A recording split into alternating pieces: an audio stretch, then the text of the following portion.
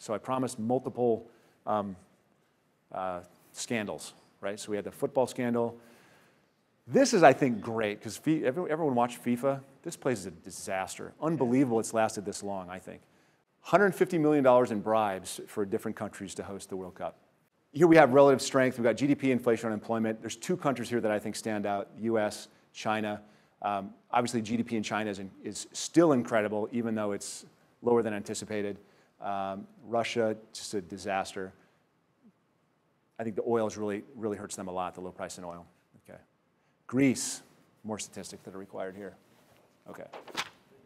It almost requires a little bit of a recap to do this correctly.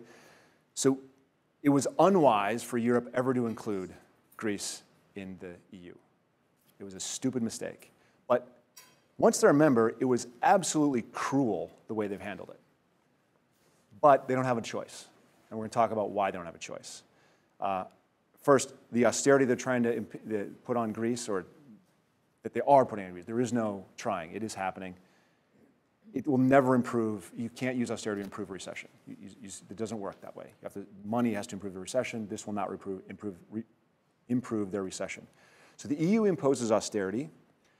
And if you don't impose austerity as a politician, you pay the price.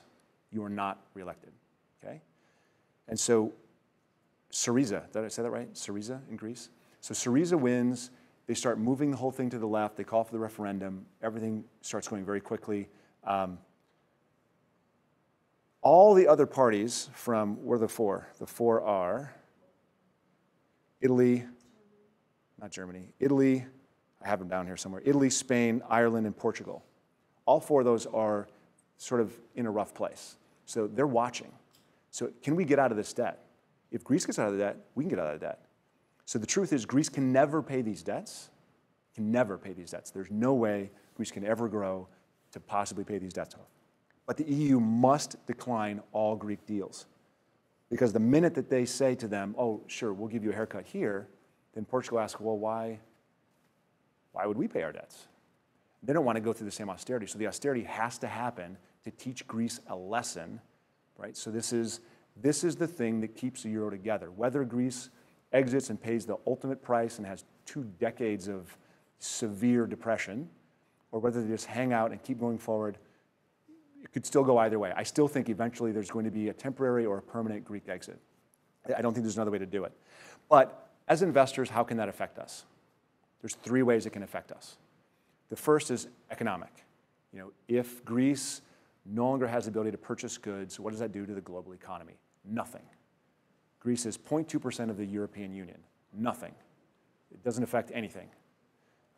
Second, financial. Now, if this happened 5 years ago, that'd be a serious problem because banks held Greek debt. Today, the IMF, the EU, and the World Bank owns all of Greek debt, save some small bit of it. So there's really no financial concern from Greek debt going bad. But what if Greece defaults on their debt and Portugal's debt spreads start rising? Well, the EU has the authority to basically buy whatever bonds they want in whatever volume they want. They'll just go and buy Portuguese debt and push that rate back down. There's no financial contagion problem here. The problem is political. The problem is, and there's the third option, the problem is political. So if Greece isn't made an example of, then we have the potential for a domino. We have the potential for 4 other countries to be affected. Now, the 2 that have, Portugal and Spain have actually, they have the elections coming up, I think 2016, 2017. So, but they've both pledged. They've said, we're going to pay these debts off. We're not going to go through this austerity stuff. We're doing what we can, and they're growing, and they're doing what they need to. And they've pledged to not have this be an issue. So Greece is going to go through this, and Greece has to make, and is going to pay really the ultimate price for a poorly designed euro. And we'll see what happens next. Here, we're waiting for our own rate hike. And this is her saying, this is Yellen saying, we have to watch and pay attention to what the European Union does with Greece before we can raise rates. We said earlier, they're trying to find reasons not to raise rates. All the reasons they've set up, that we're going to raise rates when unemployment gets to 6.5. We're way under 6.5.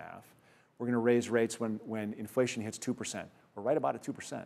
a little bit under 2%. We're right about there. So all the reasons that they've set up that will allow them to raise rates are there.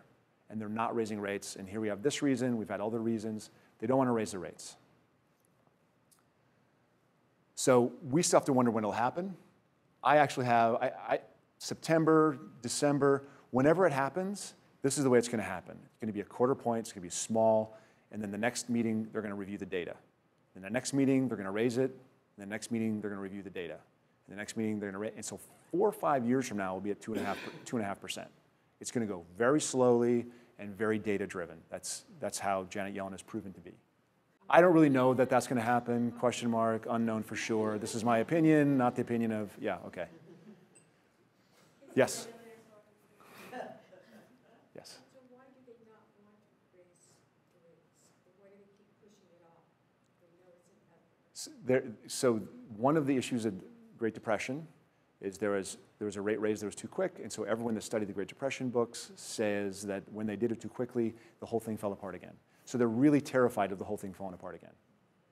I debated whether or not to talk about this because I know that I don't want to get into a political discussion, really. But this is an issue, and it's an issue because rather than me do this, there's an OECD report that says of the 34 rich countries out there, data collected suggests that inequality at the bottom slows economic growth.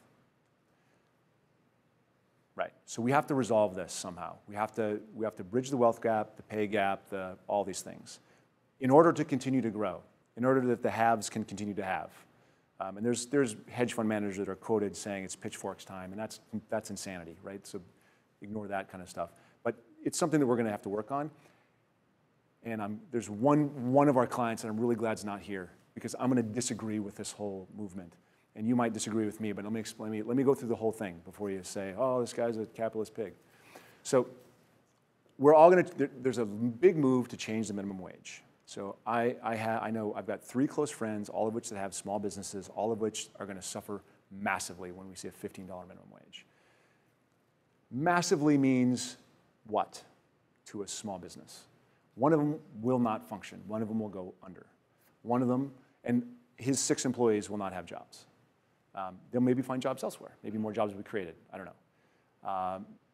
The other one is already said we're going to raise. He's already raising wages so he can get used to the fact that those expenses exist. And I think his minimum in his office is now $10. But he's reducing hours.